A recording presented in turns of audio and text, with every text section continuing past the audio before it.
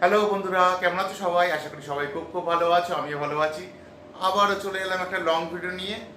বেশ অনেক দিন পরে, অনেক দিন বলতে প্রায় 6 মাস পরে একটা লং ভিডিও করছি ইউটিউবে।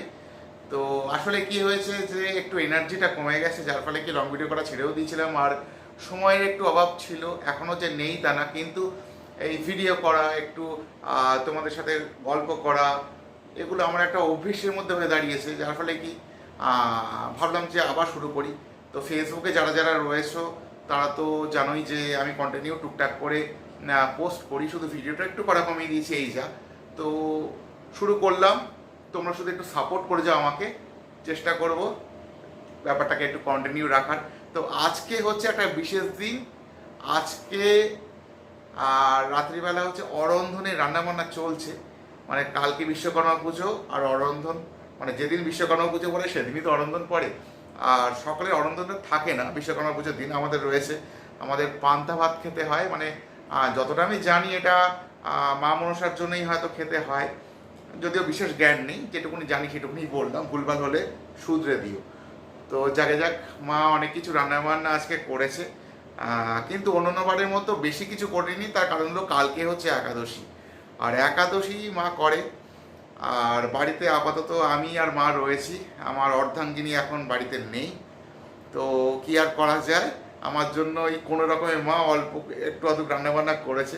চলো একটু দেখিয়ে দিই তোমাদেরকে অরন্ধনের কি কি মেনু হবে। তো রান্নাবান্না করে মা সব টেবিলের উপর সাজিয়ে রেখেছে। এই দেখো, এটা হচ্ছে ভাত, মানে এটা আমার দুবারে, সকালে একবার খাবো আর দুপুরে। আর এটা হচ্ছে চাল কুমড়ো, এটা করতেই হয়। আর পান্তা ভাতের সাথে আলু ভাজা না হলে কি চলে, তাই আলু ভাজা।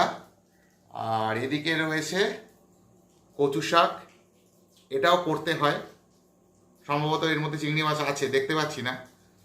আর এদিকে রয়েছে কলা ভাজা, এটাকে আবার ঠোঁটে কলা বলে। আর রয়েছে তেলাপিয়া মাছ ভাজা, আর রয়েছে পমপ্লেট মাছ ভাজা, আর রয়েছে ইলিশ মাছ ভাজা, আর রয়েছে চিংড়ি মাছ ভাজা। আর আমার মা রান্না বান্না করে খেতে বসেছে। মা একটু নিয়েছে ওর থেকে, কী কী নিয়েছে, এখানে চাল কুমড়ো আর আলু, এই দুটো নিয়েছে, রান্নাবান্না করেছে, গন্ধ শুকে টুকে হয়তো খেতে ইচ্ছা করেছে।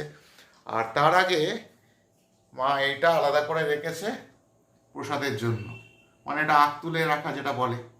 তো এখন বাজে প্রায় রাত 10:30, আর এরকম সময় ব্লগটা করছে। আগে থেকে ব্লগ করার কোনো প্ল্যানিংই ছিল না, হঠাৎ করে মনে হলো একটা করতে হবে, শুরু করতে হবে। আর করতে হবে মানে আজ থেকেই করতে হবে, কালকের জন্য কিছু ফেলে রাখা যাবে না।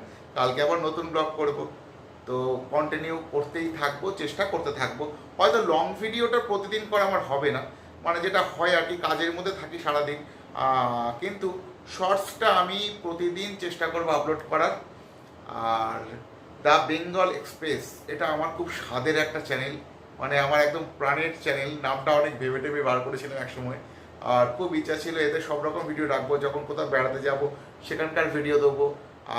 সব সময় তো বেড়াতে যাওয়া হয় না, তো বাদ বাকি সময়ে আমার সাধারণ লাইফস্টাইল যেটা, সেই ভিডিও দেবো, শর্টস দেবো বিভিন্ন রকম।